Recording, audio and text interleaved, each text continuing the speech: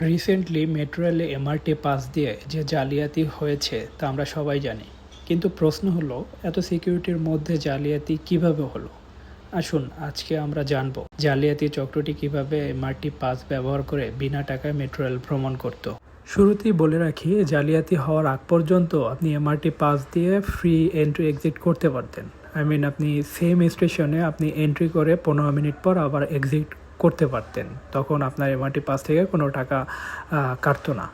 ঠিক এই টেকনিকটাই ওরা অবলম্বন করে জালিয়াতিটা করে। আসুন আমরা জেনে নেই তাহলে জালিয়াতিটা কীভাবে সংগঠিত হয়।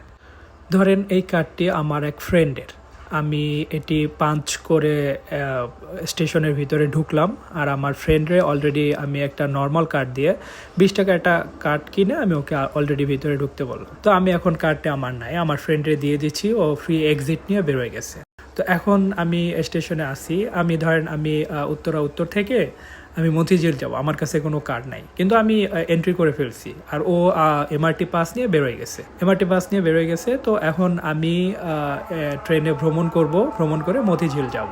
অলরেডি মতিঝিল চলে আসছি, কিন্তু এমআরটি কার্ডটা কিভাবে আসলো? আমি তো ওটা আমার আরেকটা ফ্রেন্ডে দিয়েই দিয়েছি।